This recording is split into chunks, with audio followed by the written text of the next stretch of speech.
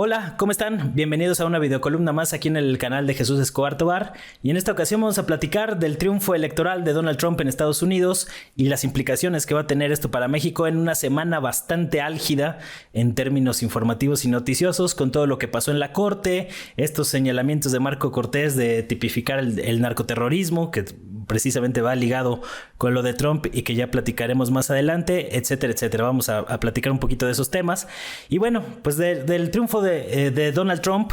¿qué les digo? Si ya habíamos advertido en este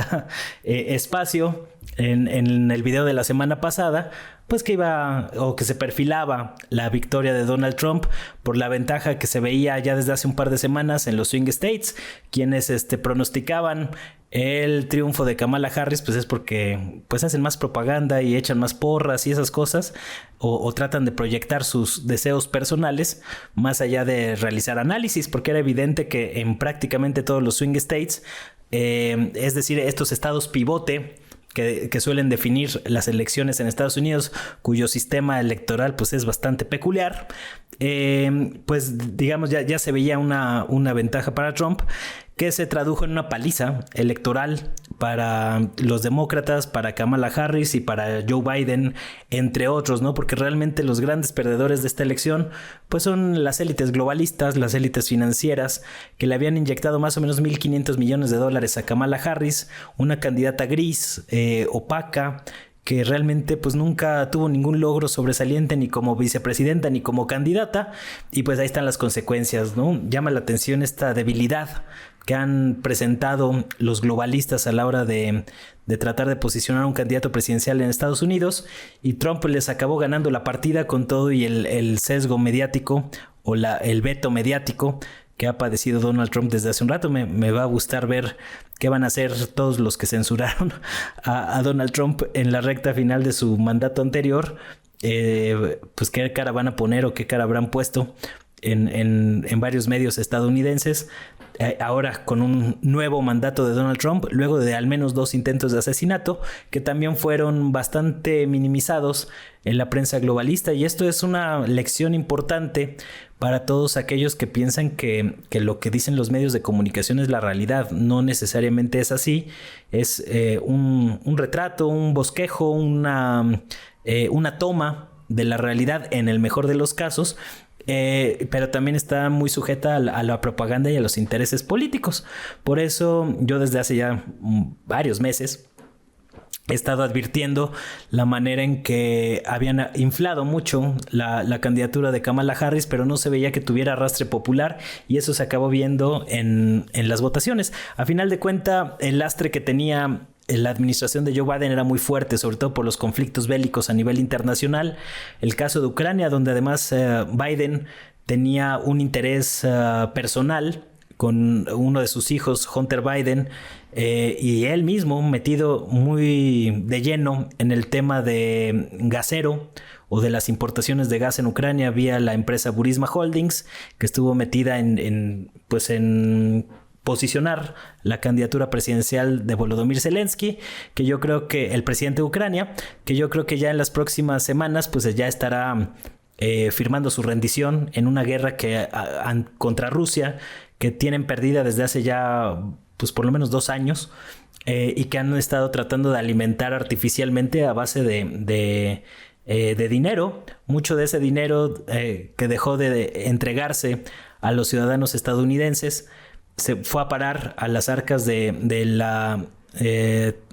tiranía neonazi que se apoderó de Ucrania con apoyo de Estados Unidos desde el Euromaidán, el golpe de estado de 2014. Ya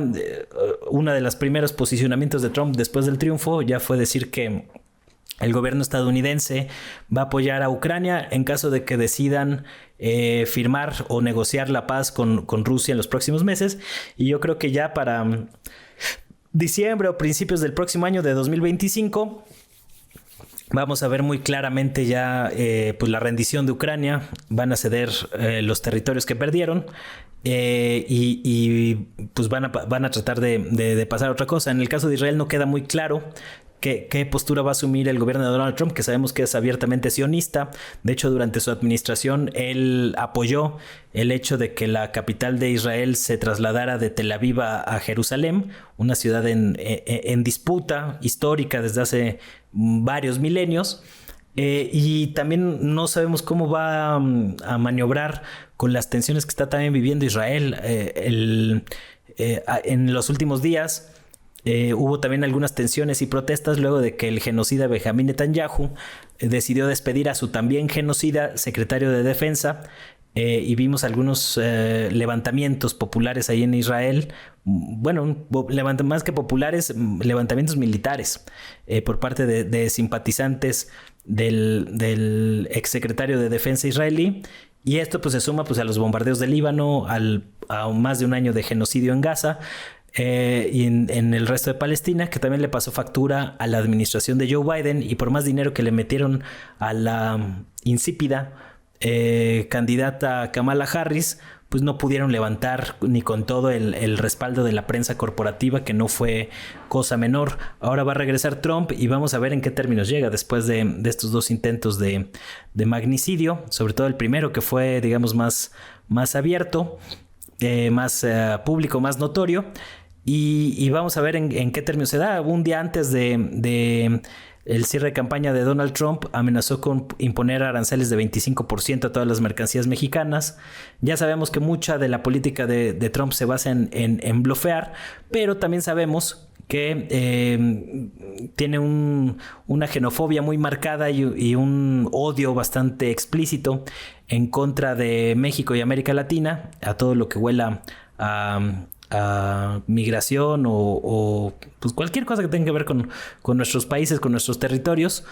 Y que de alguna manera esto sí representa una amenaza, porque digamos sí se va a desactivar el conflicto en Ucrania, pero la hazaña de Donald Trump pues va a ser latente durante 4 años, sobre todo en América Latina y también con China, que digamos él ha advertido varias veces que pues es su enemigo principal a vencer. Lo que pasa es que gran parte del proyecto geopolítico estadounidense pues es impedir la entrada de China al territorio americano, sobre todo. Ya están amagando con proteger a su propagandista estrella de Donald Trump, y me refiero a Elon Musk, el multimillonario de Tesla,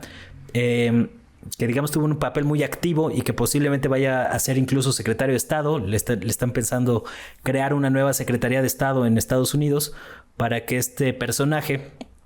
que desde hace muchos años yo he comentado, pues a mí me parece que es un invento de las agencias de inteligencia estadounidense, que lo fueron impulsando junto con los medios y demás para precisamente realizar labores de propaganda. Este tema de cómo se apropió de Twitter X fue precisamente en parte para hacer campaña a Donald Trump, como en su momento también aquí lo advertimos. Y bueno, digamos es bastante complejo el asunto, y que van a tratar de impedir, sobre todo, y van a poner un énfasis muy marcado en impedir la inversión de China en México en el sector automotriz, que es el que les preocupa principalmente, sobre todo porque empresas como BYD, la empresa china, ya tiene proyectos de construir algunas plantas en México, y Trump va a hacer lo posible para tratar de impedir esa situación. Entonces pues se avecinan tiempos complicados en el contexto mexicano, y sobre todo porque hay antecedentes peligrosos, ¿no? Que tienen que ver en buena parte con esta intención de Donald Trump y de los republicanos de invadir México, que ha sido un tema que se ha posicionado desde 2019. Yo lo recuerdo muy bien porque al menos en México, al menos que yo tenga registro o noticia, pues fui el primer periodista en estar advirtiendo de los llamados que hacían en el Congreso de Estados Unidos legisladores como Lindsey Graham, que digamos ha tenido un papel muy activo en esa situación, entre otros, para que Estados Unidos mande tropas militares o tropas armadas a territorio mexicano con el pretexto de combatir a los cárteles de la droga que ellos pues prácticamente crearon e hicieron fuertes, ¿no? Porque digo, yo ya lo he comentado muchas veces, pero los grandes cárteles de la droga, tanto en Colombia como en México, con el cártel de Medellín, el cártel de Guadalajara, pues fueron creados, respaldados por la CIA. Realmente cuando se hacen transnacionales los cárteles de la droga fue gracias a la colaboración que tenían estos cárteles con las agencias estadounidenses. Y realmente lo que nos han contado los últimos 50 años sobre el tema de las drogas, pues es más ficción que verdad, y vemos cómo la realidad contrasta mucho con el tema que nos han querido vender. Y esto a mí me preocupa, sobre todo por el hecho de que los panistas, el caso concreto de Marco Cortés, líder del PAN y senador, así como algunos otros personajes de las bancadas panistas como Lili Telles, están haciendo un llamado abierto a que Donald Trump intervenga en México con el pretexto de combatir a los cárteles de la droga, y por eso han librado una campaña muy intensa por varios frentes, y empezando por el mismo Marco Cortés, para tipificar como narcoterrorismo el delito de narcoterrorismo, al mismo tiempo que casualmente, ya saben cómo son estas casualidades en la política, empiezan a aparecer coches bomba en Guanajuato, el principal bastión de los panistas. Esta semana o hace algunos días se lanzó una supuesta bomba o un artefacto que tenía esa intencionalidad de generar temor en cerca de un hospital del Iste en Culiacán, Sinaloa, un lugar donde la violencia pues ha estado latente desde que se realizó la detención de Ismael Mayo Zambada en Estados Unidos, en condiciones que no han sido explicadas y que no van a ser explicadas por la administración de Biden, que ya se va. Pero que de alguna manera pues evidencia esta intencionalidad política de generar violencia y desestabilización en México, al mismo tiempo que están con ese tema del narcoterrorismo desde la bancada panista, luego de que se le cebó el intento golpista en la corte, que también voy a hablar de eso un poquito más adelante. Pero como les comentaba, yo fui de los primeros que desde 2019 estuvo documentando este asunto de los llamados de políticos de Estados Unidos y sobre todo del Partido Republicano, que además van a llegar muy fortalecidos ahora con el triunfo electoral de Trump, pero que también van a tener el control del Senado y de la Cámara de Representantes. Y eso nos pone en una situación de vulnerabilidad, y aunado al discurso de Marco Cortés, me llamó la atención pues que ahora también en Televisa, a través de la plataforma ViX, van a sacar un documental sobre la familia Levarón. ¿Por qué me parece relevante esta situación? Porque fue precisamente a partir de la masacre que se registró en 2019, noviembre de 2019, de las familias Langford y Levarón en Bavispe, Sonora, ahí en la frontera entre Sonora y Chihuahua, supuestamente a manos de integrantes del cártel de La Línea. A partir de ese incidente, el hecho de que muchos integrantes de esta comunidad tuvieran doble nacionalidad mexicano-estadounidense fue uno de los primeros motores en generar esta campaña en Estados Unidos para invadir México con tropas y combatir a los cárteles de la droga. Y me llama la atención que en este contexto tan enrarecido en el que estamos viendo estas cosas, pues Televisa acaba de sacar en su plataforma ViX un documental realizado por gente cercana a Noticieros Televisa, o que ha colaborado mucho con ellos, colaboradores cercanos de Denise Merker, sobre todo, sobre esta situación, ¿no? Entonces, me parece demasiada casualidad que sea tan pertinente o tan preciso la salida de este documental, y para mí pues es evidente que desde hace ya un tiempo, porque un documental no se hace en 2 días, que se está gestando esta nueva campaña para desestabilizar y dar un golpe de estado en México. Y parte de esta campaña pues tenía que ver con no solo con incentivar la violencia, que yo creo que va a ser una constante en los próximos 6 años de Claudia Sheinbaum, que va entrando, lleva apenas un mes y le ha tocado pues ya lidiar con cosas bastante álgidas. No solo está la violencia estructural, producto de las consecuencias históricas de la situación de México en los últimos años, sino que yo creo que vamos a empezar a ver más atentados de esta naturaleza con el objetivo de generar crispación entre la opinión pública. Vamos a ver crímenes de alto impacto que posiblemente vayan a tener ahí mano negra detrás, precisamente para tratar de echar a andar esta retórica sobre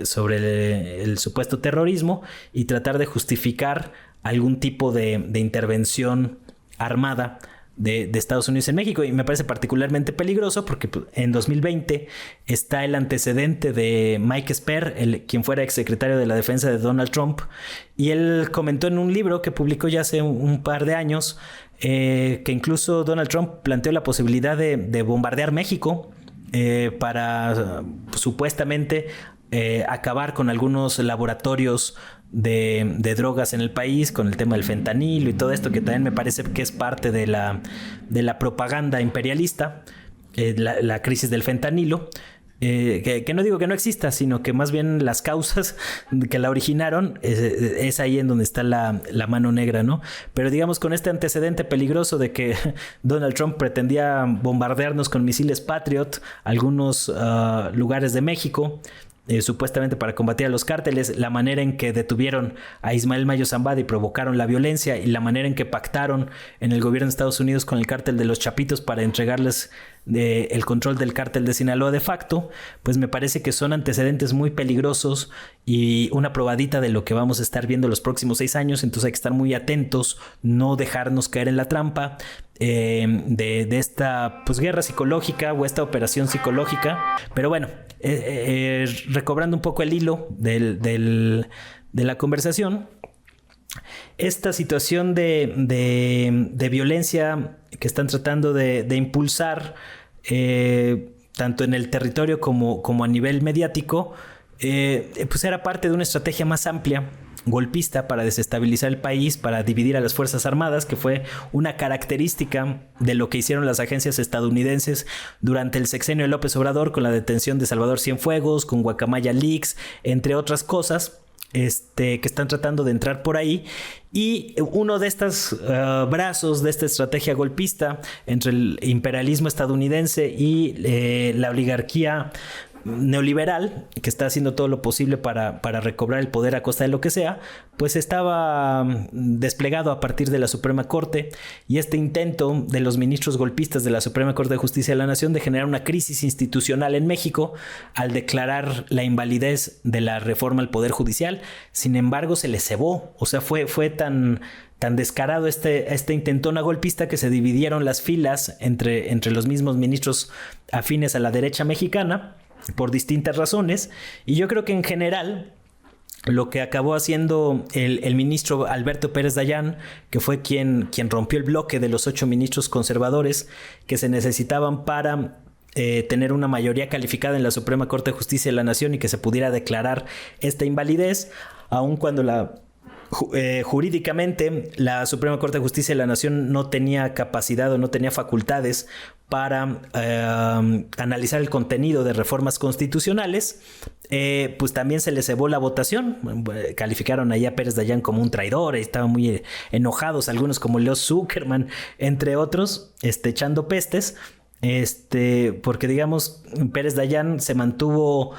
consistente respecto a sus opiniones anteriores, cosa que no hicieron algunos otros ministros como Luis María Aguilar o Lainez, que pues reconocieron públicamente que antes tenían una opinión y ahora, a la luz de otros intereses políticos, sus opiniones cambiaron al contentillo para defender intereses políticos, ¿no? Lo cual me parece que dentro de todo es positivo, porque se desmontan muchos de estos mitos de que la corte era imparcial y estas cosas, ¿no? Cuando realmente pues han operado durante muchos años en función de intereses políticos, cubriéndoles las espaldas a actores importantes de la derrotada oligarquía. Entonces, Alberto Pérez Dayán rompió este bloque de 8 ministros. Como no les alcanzaban los votos, la golpista Norma Piña y sus huestes, sus secuaces, ahí Alcántara Carrancá, Margarita Ríos Farjat, entre otros, se sacaron la chicanada de tratar de avalar esta invalidez. Imagínense nada más, invalidar una reforma constitucional con respaldo popular recientemente medido en las elecciones, con tan solo 6 de 11 ministros, y lo peor del caso es que se sacaron esa payasada, ese absurdo monumental, o sea, es un absurdo absoluto. Se lo sacaron de la manga diciendo que el artículo 105 de la Constitución decía que bastaban 6 votos de la Corte para aprobar resoluciones, ¿no? El asunto aquí, y lo más paradójico y lo más estúpido, y no deja de impresionarme el nivel de estupidez en el que rayan muchos de estos golpistas, que además son tan burdos que quedan completamente exhibidos. Lo más absurdo, lo más paradójico, lo más demencial es que ese artículo 105 constitucional y ese párrafo que estaban citando sobre los 6 votos,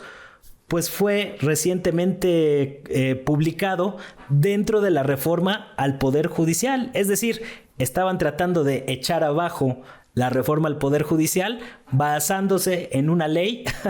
que fue aprobada ahora con la reforma al Poder Judicial. De ese grado la imbecilidad, de ese grado la estupidez, de ese grado el cinismo, y me parece que ese tipo de acciones de la Suprema Corte de Justicia y los golpistas que están ahí, que merecen juicio político, y yo creo que no debería quedar, no se debería dejar pasar ese tema, precisamente por los continuos asedios golpistas que vamos a ver en los próximos 6 años y que hemos visto en la última época en México. Esta maniobra, esta chacalería que estaban tratando de impulsar los ministros de la Corte, que en la derecha mexicana se le han pasado diciendo la ley es la ley y todas estas cosas, pues evidencia a qué nivel están dispuestos a torcer las leyes a su conveniencia, como se les da la gana, al contentillo, en función de sus intereses políticos,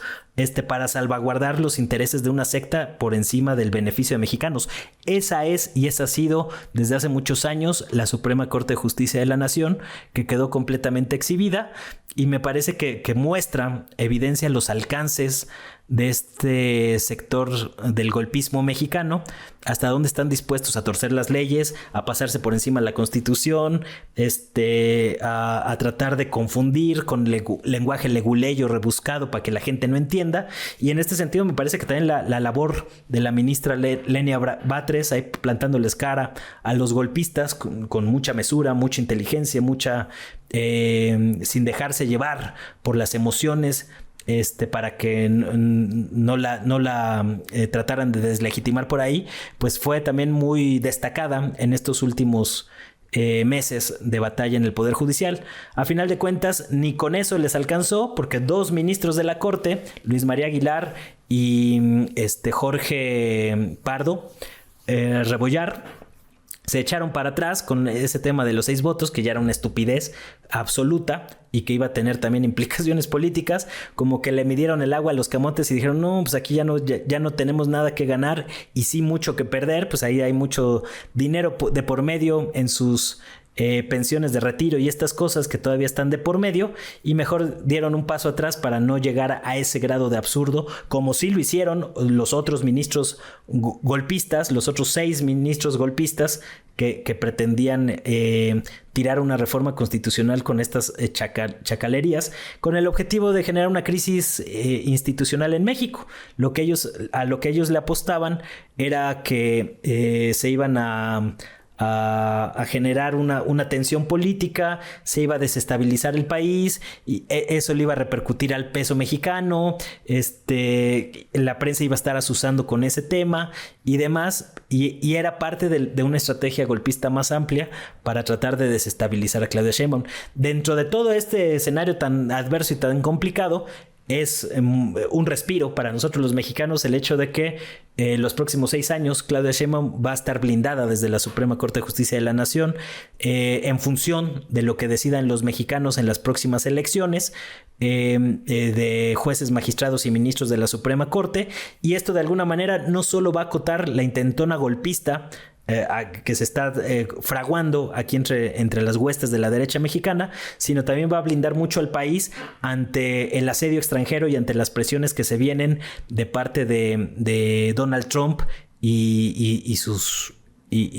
pues la gente de su calaña, ¿no? Que están ahí tratando de dinamitar el país. Van a ser años difíciles, pero también pues ya hemos sobrevivido un mandato de Trump. Están muy debilitados estructuralmente los estadounidenses, tampoco están en el mejor de sus momentos, también le deben de ir midiendo el agua a los camotes, porque digamos se van a topar con pared en caso de que decidan incrementar su asedio en contra de México. Ahorita creo que políticamente estas victorias, como la del Poder Judicial, han fortalecido al proyecto de la 4T, que a pesar de las críticas que uno pueda tener, eso me parece favorable ante estos intentonas abiertamente golpistas que se están fraguando interna y externamente, ¿no? Tanto dijeron los derechosos que México se iba a convertir en Venezuela, y paradójicamente las similitudes que hoy podemos encontrar entre México y Venezuela pues han sido construidas a partir de personajes como Marco Cortés, que ahora pretende erigirse como el nuevo Juan Guaidó, el nuevo títere al servicio del imperio estadounidense para tratar de dar golpe de estado. Pero así como ha pasado en Venezuela, que no han podido concretar el golpe de estado, tampoco creo que vayan a poder prosperar en el caso mexicano. Entonces hay que estar alertas, no hay que bajar la guardia, pero tampoco hay que preocuparse de más, porque digamos a partir de estas narrativas de miedo es que tratan de controlar a la población. Por eso es importante mostrarlas, desmenuzarlas, desactivarlas, pero no caer en esa paranoia constante o en un miedo sistemático, porque precisamente la campaña de narcoterrorismo pues busca eso, activar el terror, el miedo de un sector importante de la población mexicana, y sabemos, quienes conocemos de temas de ciencia política, pues que el miedo es el principal instrumento de manipulación y de control mental que utilizan las élites para someter a los pueblos, ¿no? Entonces, pues muy atentos a esa situación, una semana bastante álgida. Yo ya estoy un poquito fundido, y de hecho, pues también aprovecho la ocasión para comentar que me voy a desaparecer unas semanitas, me voy de vacaciones, ya hasta me estaba temblando el ojo de tanta información álgida que hemos recibido en los últimos días, en el último año, porque ha sido un año bastante intenso en esta lucha en contra de la desinformación y demás. Y me estaré ausentando algunas semanas de este espacio, pero ahí lo sigo leyendo, lo sigo comentando y pues sigo observando a la distancia, aunque me voy a procurar desconectar lo más posible de temas políticos. No del todo, porque pues ya mi profesión de periodista me hace imposible desconectarme al 100%, pero no voy a estar tan metido como ahorita en viendo los temas con lujo de detalle. Entonces, pues bueno, me voy a tomar un descansito. Ya estaremos en diciembre regresando por acá. Les deseo que se la pasen muy bien en este tiempo, y ya por acá nos seguiremos encontrando. Sigo muy atento a sus comentarios. Un gusto verles por acá, y pues seguimos en contacto. Nos vemos. Chao, chao.